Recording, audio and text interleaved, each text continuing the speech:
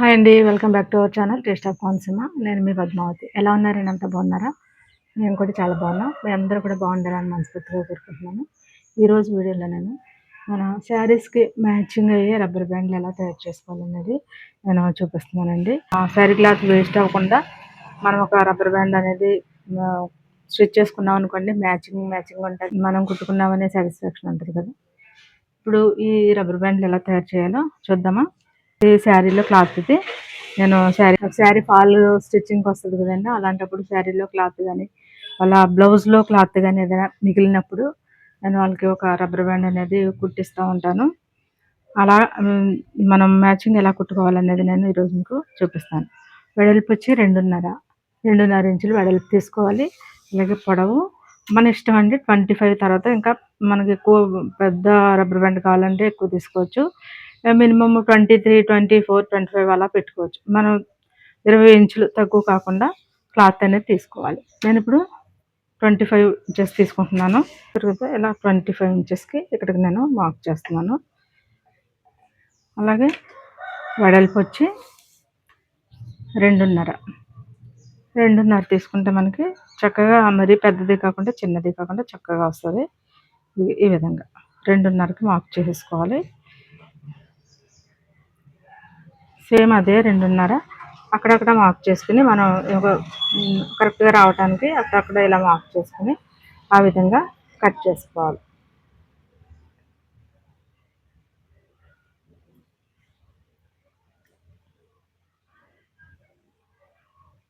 దీనికి ఇంకా కావాల్సినవి ఒక రబ్బర్ బ్యాండు, ఎలాస్టిక్ ఉన్న రబ్బర్ బ్యాండు,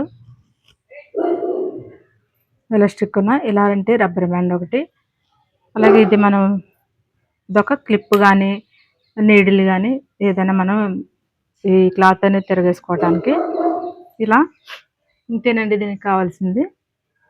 ఇప్పుడు మనం కటింగ్ చూద్దాం.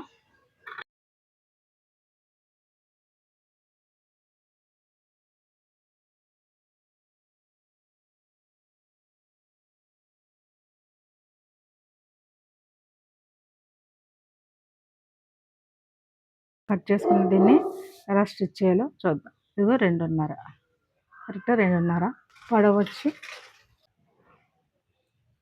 25 తీసుకున్నాం. చూసారు కదా. ఈ విధంగా మనం స్టిచ్చింగ్ ఎలాగో చూద్దాం. క్లాత్ని ఇలా తిరగేసి ఇది మెయిన్ది లోపల పెట్టుకోవాలి. అంటే మనం తిరగేస్తే మళ్ళీ బయటకు వస్తుంది. ఇలా సరే ఇలా మడిచి ఇలా ఒక స్టిచ్ చేసుకోవాలి. పాదం ఖర్చుతో స్టిచ్ అనేది వేసుకోవాలి.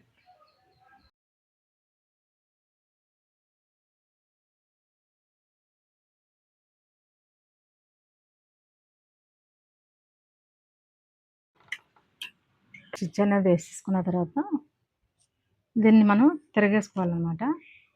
తిరగేసుకోవడానికి ఇక్కడ ఒక లైన్ స్టిచ్ చేసుకోవాలి.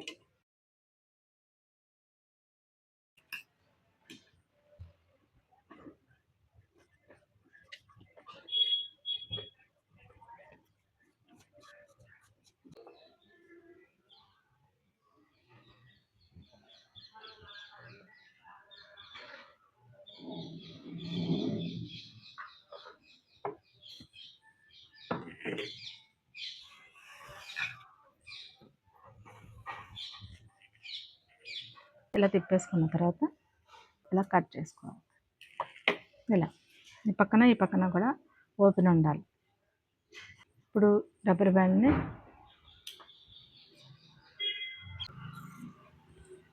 ఇలా కట్ చేసుకున్నాం కదా.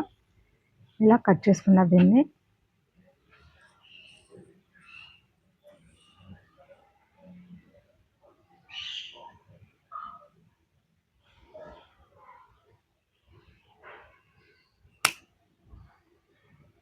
ఇలా పెట్టేసుకుని దీంట్లోంచి ఈ ఎలాస్టిక్ అనేది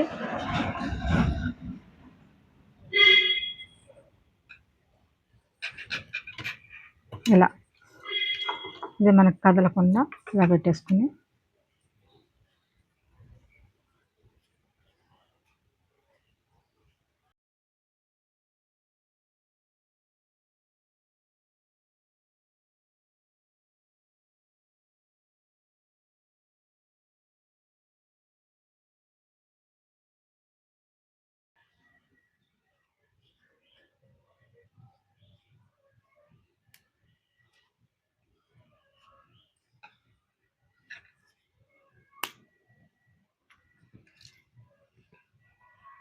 సార్ ఇది ఈ ఎలాస్టిక్ ఇది మనం కట్ చేసింది రెండు కూడా ఇలా కలిపి స్టిచ్ చేసేయాలి.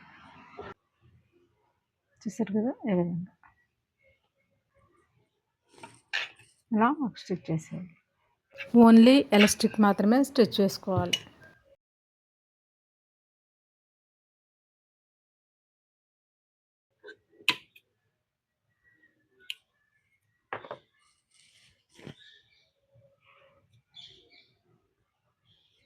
చూసారా ఇది ఇలా దీంట్లో రెండు కలిపి కనిపించకుండా ఇలా లోపలికి దూర్చేయాలి, ఒక దాంట్లో ఒకటి కనిపించకుండా. ఇలా చూడు ఎంత సాగదీసినా ఇది కనిపించకుండా లోపలికి ఒక దాంట్లోంచి చిన్న టర్నర్ స్క్రూ తీసుకుని మనం కుట్టింది ఇలాగా కొంచెం లోపలికి తోసేయాలి.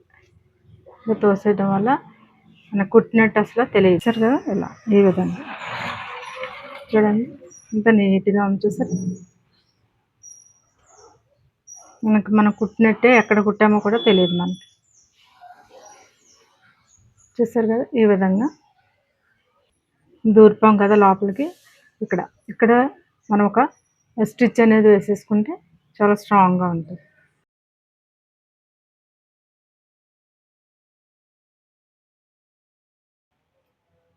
ఎంత సాగదీసినా కూడా ఏమీ మనకి తెలియదు, కుట్టినట్టు కానీ అసలు ఏం తెలియదు. చూసారు కదా ఈ విధంగా.